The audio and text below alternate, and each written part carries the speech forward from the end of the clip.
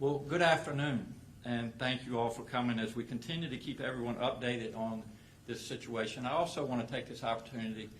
You see some of our team standing behind me. There are obviously a lot of other folks that are working around the clock to make sure that we keep Virginians safe. And just on behalf of Virginia, I want to thank all of you for all the great work that you're doing. So thank you very much. I appreciate everyone who is taking this seriously and trying to do their part to slow the spread of this coronavirus.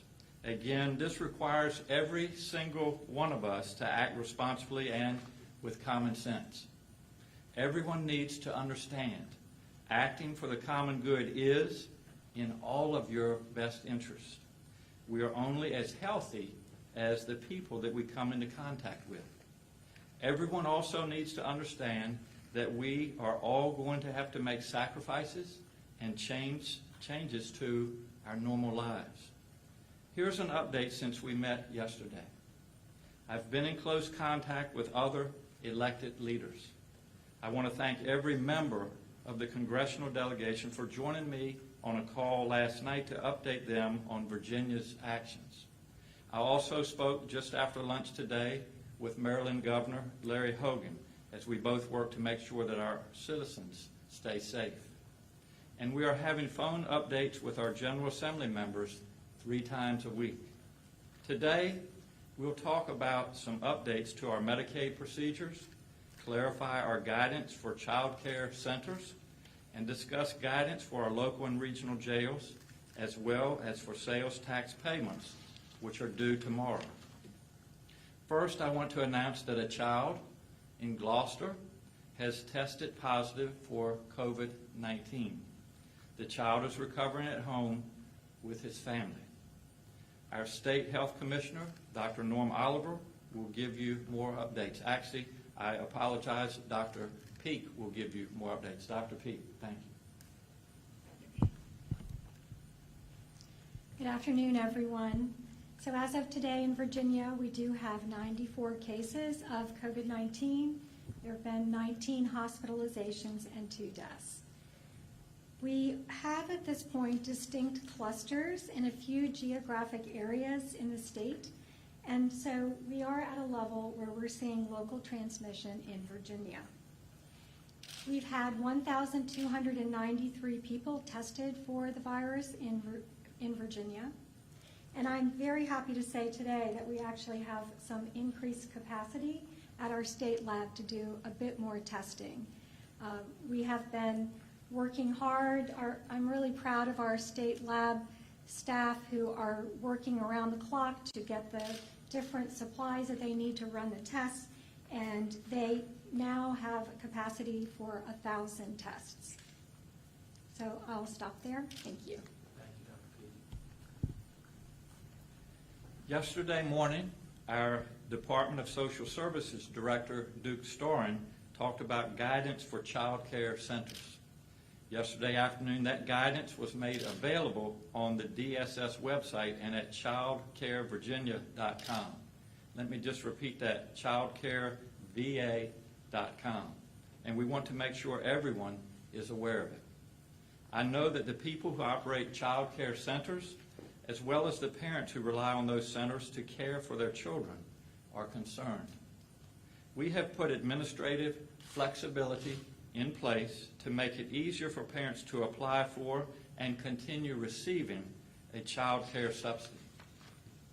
And for child care providers that accept subsidy payments, we are increasing the total number of absence days for which they can be reimbursed to account for increased absences by children in their centers. We're also adding flexibility around tracking attendance and getting paid. Our Medicaid program is announcing additional strategies to ensure access to health care, including eliminating co-pays for services, extending prescription refills to 90 days, and enhancing telehealth options. Our Medicaid Director, Karen Kimsey, will tell you more. Director Kimsey, thank you. Good afternoon. Our team at the Virginia Medicaid Agency has been working at an intense pace to implement these policies as quickly as possible. and we're not done. The policies the governor announced today are the first phase in our response to COVID-19. Federal officials are continuing to provide us with additional flexibilities for our Medicaid rules, and our staff are following these actions very closely so we can best determine how to use these flexibilities to support our members and our providers.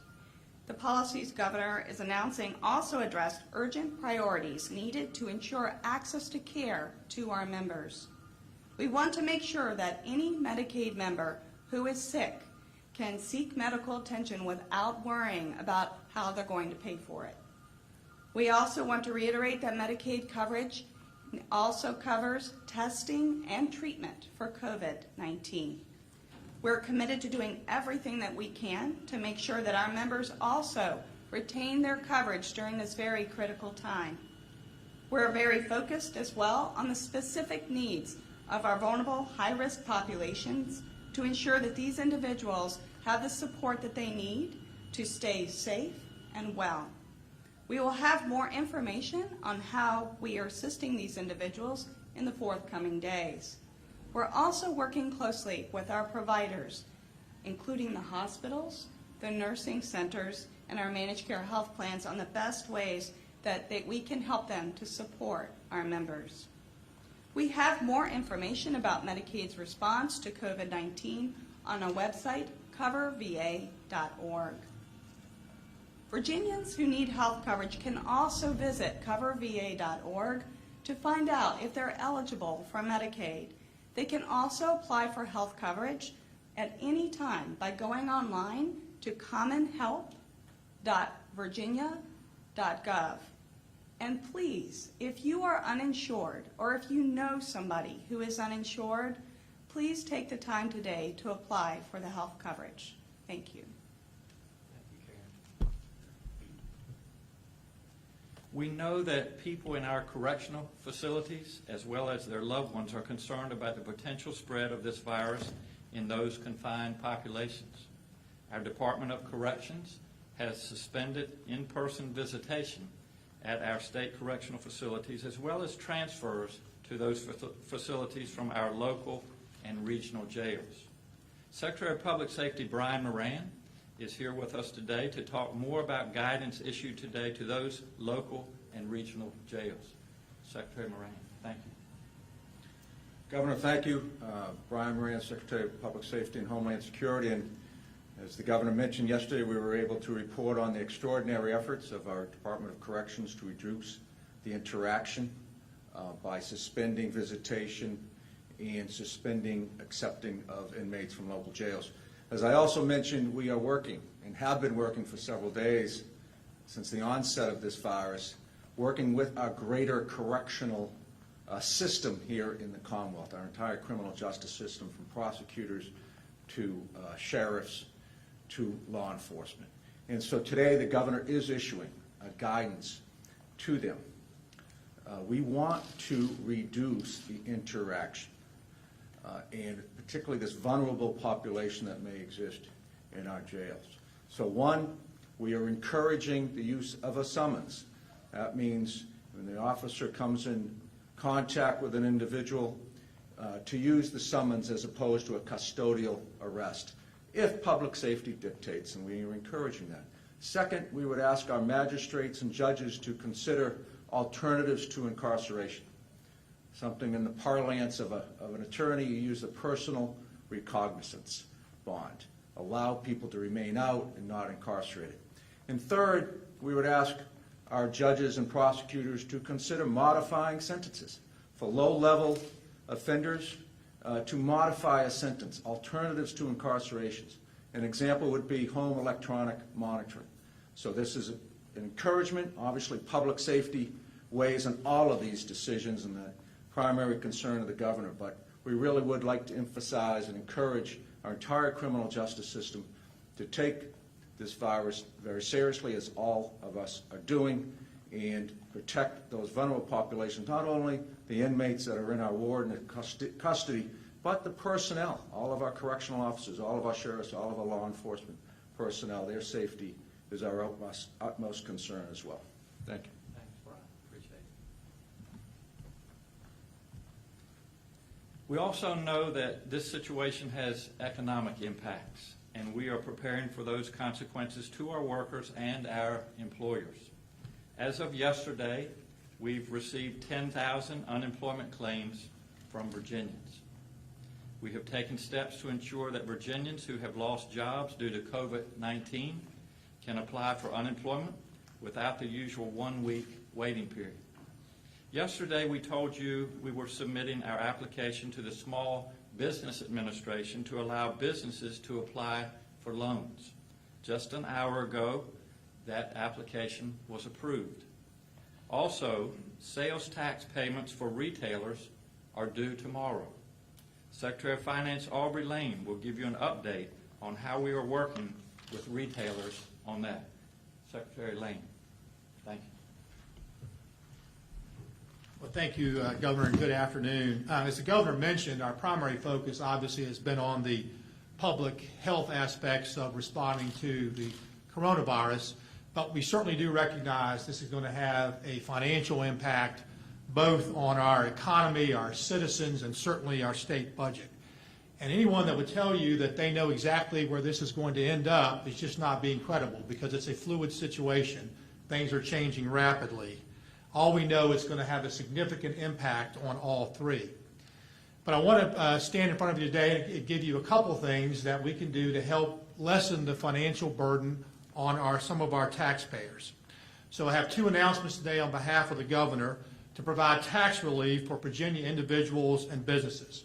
First, as the Governor mentioned, we have tax sales returns that are due tomorrow. And there'll be a message coming out from the Commissioner of Tax later today that will consider requests for sales tax dealers for an extension of the due date for filing and payment of the February 2020 sales tax return that are due tomorrow until April 20th. Now, this will be a liberal granting of the request. The reason why you need to make the request is because our tax receipts for sales tax don't only affect the state budget, but also some of our localities and our regions. And therefore, we take seriously whenever we have to take monies from one part to pay for something else. The Governor mentioned that we do work closely with our federal partners, but unlike our federal partners, we must balance our budget and we can't print money. So we take seriously as we move forward, but we want to give taxpayers for sales tax the opportunity to take advantage of this relief. We think this will probably cost us somewhere around $145 million, of which about $30 million of that will be felt by the local communities that receive these taxes also. But we're trying to make sure that we balance all the various needs of our constituents. Now, we'll have to charge interest because we don't have, without General Assembly approval, the ability to abate interest. But we will work with our partners in the upcoming reconvene session to make sure that we can have that also alleviated. We're also announcing today an extension of the due dates for payment of Virginia individual and corporate income taxes. Filing deadlines for those that will remain the same. That is, on May the 1st, your tax returns are still due. But the date for payment will be extended until June 1st of 2020. We anticipate this will be about $100 million in moving from this fiscal year into the next fiscal year.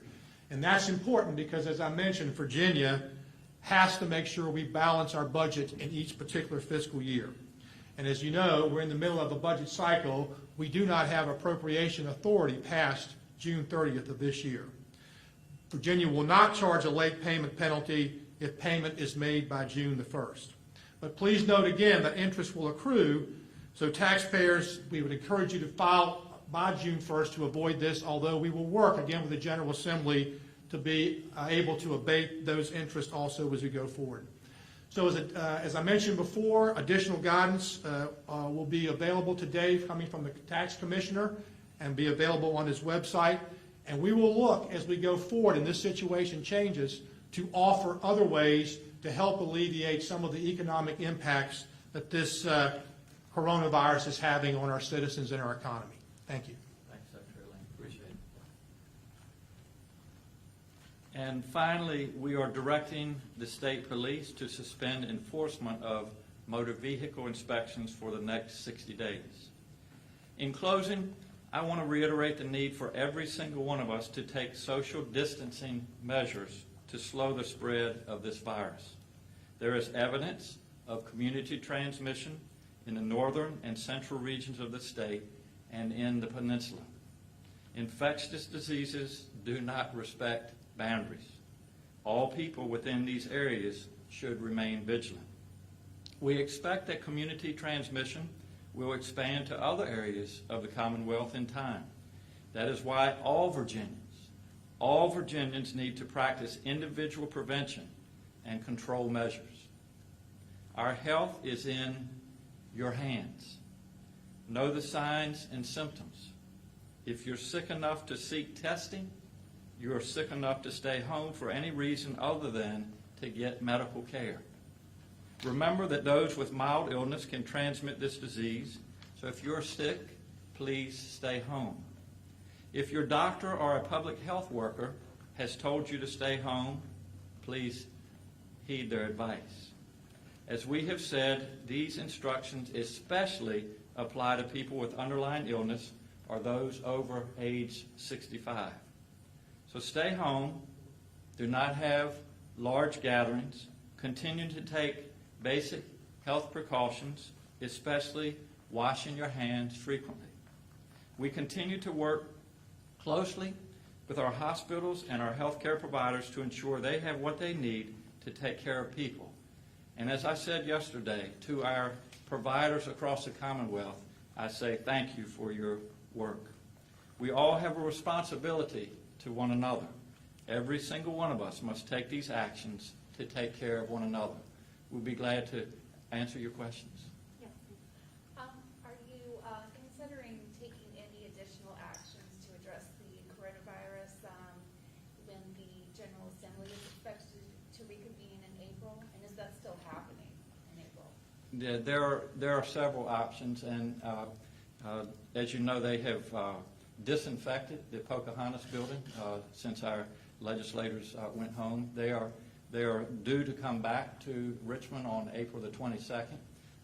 Depending on the status of COVID-19, we will look at options. We are working with our Attorney General as we speak, not only for the reconvene session, but to also address boards and commissions. I know that's been a question on a lot of folks' minds, and hopefully we'll have some guidance in the next 24 hours on that. But certainly we're looking at options for reconvene session. Great. Governor, can you tell us what you spoke about with Governor Hogan? And he has asked that you reconsider whether to close all restaurants. Did that come up, and are you reconsidering that position? Well, as you ask, or your question about our conversation with Governor Hogan, we have a great relationship. We're neighbors. We've worked on a lot of issues to include Metro, to include the Chesapeake Bay. And specifically today, Greg, we talked about what we can do on a state level to keep our citizens safe and to make sure that they're getting updated and accurate information. So we had a great conversation. We worked on a lot of issues in the past, and we'll continue to do that as we move forward. And the restaurant issue, are you reconsidering whether to order closures there or not? We're not making any changes in our policy. Yes. Governor, there's a second case now in a long-term care facility. Yes. Can you talk to us about those concerns and what you guys are doing to make sure you stay on top of that? Yes. Dr. Peake, I may let you address that. Again, it's always tempting to keep my doctor hat on, but I'm gonna try to stick to being governor. So, Dr. Peake, thank you. So the question you asked was that there is another case in a long-term care facility, and what are we doing about that situation? So when we identify those cases, we send a team of epidemiologists in, also experts in infection control. And we're working very closely with those facilities to identify people who are exposed and to provide instructions for how to isolate, quarantine people, how to do cleaning, and just all the measures that need to be put into place. And the healthcare facilities that we're working with have been very responsive, and so we're working through these issues as they come up. Yes, Kate. Yeah, given the still limited amount of testing available in the state, I was wondering if there is an estimate on the number of undiagnosed cases that could be circulating, and if the state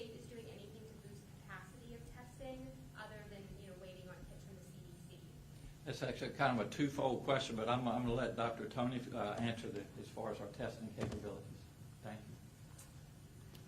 Sure. So your question was what we are doing to try to boost the number of tests that we have available.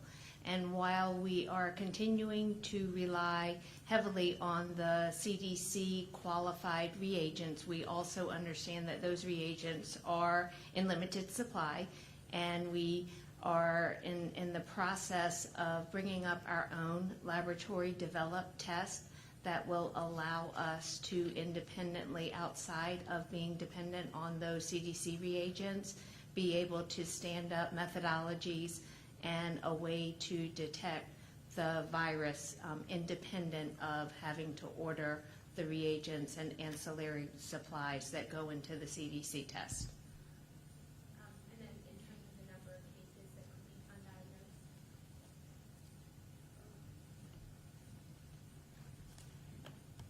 So the question is, do we know how many cases or estimate might be undiagnosed? We don't know that at this time. We're still learning about this situation. It's evolving. We are looking at experiences in other states and trying to look at modeling. So we hope to have more information moving forward. But we are seeing an increase in reports now, or labs being reported from outside private labs.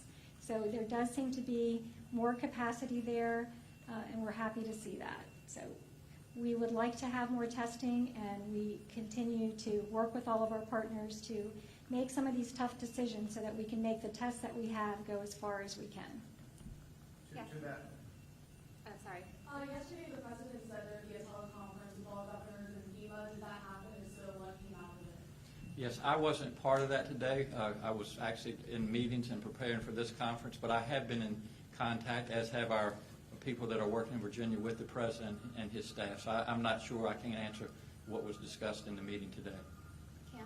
I was going to say for the state epidemiologists, do we know what the capacity is of the private labs? So we have 1,000 at the state lab, and what private labs have capacity for right now?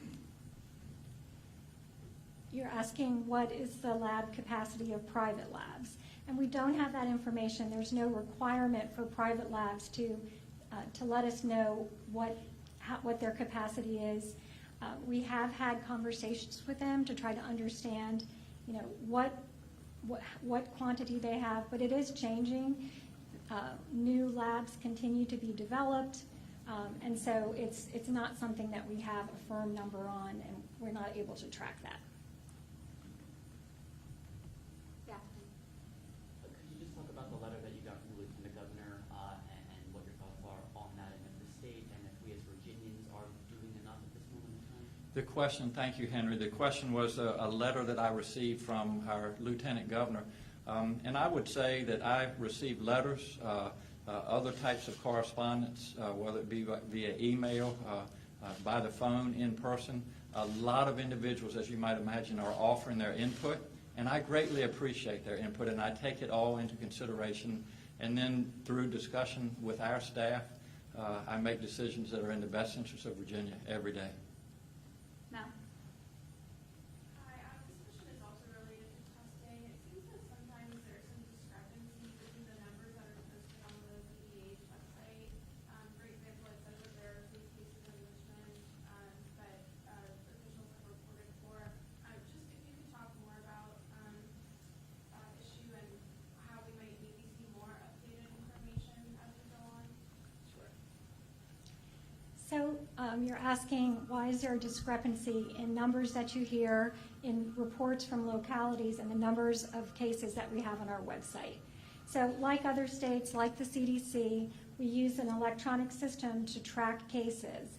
And we do have to have a cutoff for that system for when we can say this is the number of tests that we have at this point.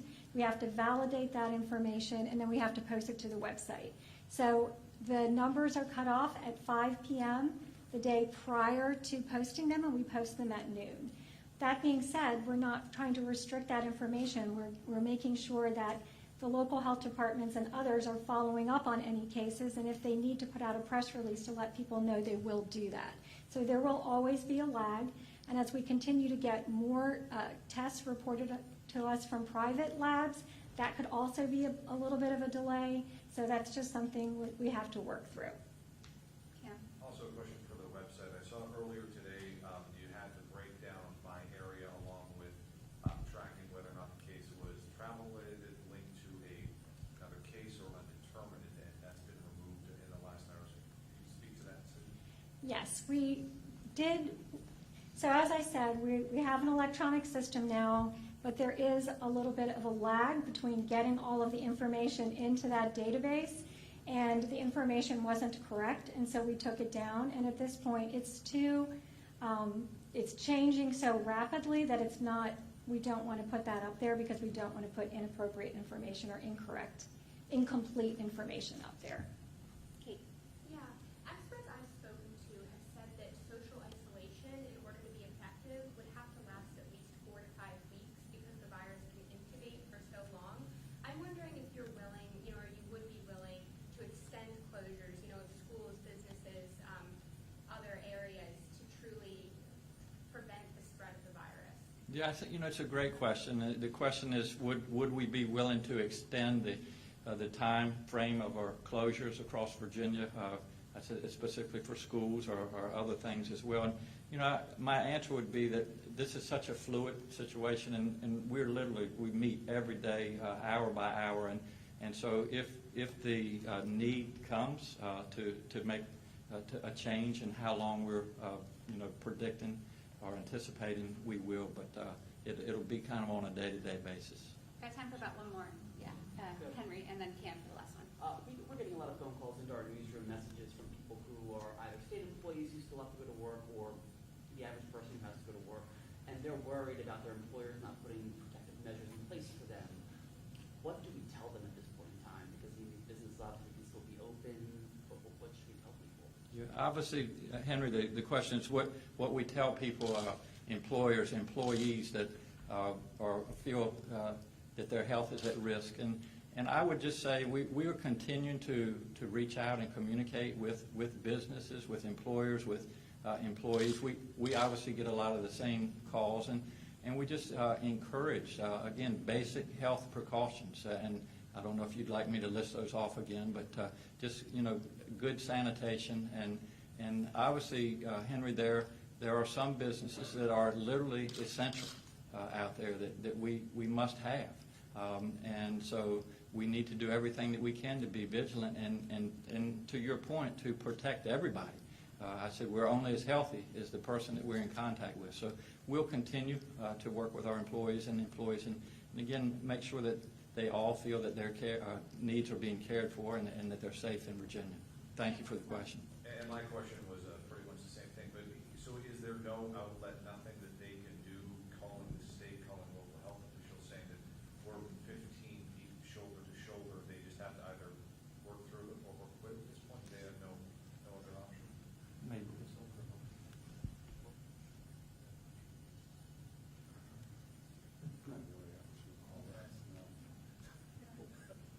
Well, I'll be glad to. The question was, what is the option when an individual worker or an individual or employer or coworker has a question about those safe practices? I think one of the great resources that we use every day is the recommendations that are in the Virginia Department of Health.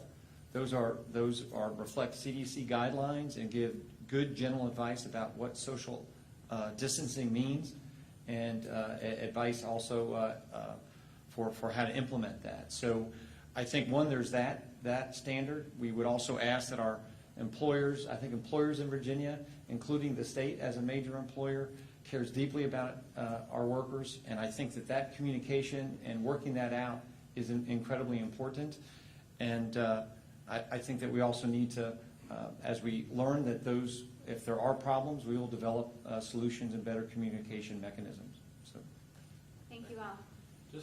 Just a final announcement. Again, thank you all for being here. We were scheduled today, as you know, to have our conference at 11. We postponed it until 3 because the president had a conference at 11 today, and we thought it important that Americans and Virginians hear his recommendations and guidance. But tomorrow, Unless something changes, we'll be on schedule to be here at 11 o'clock. So thank you all for joining us.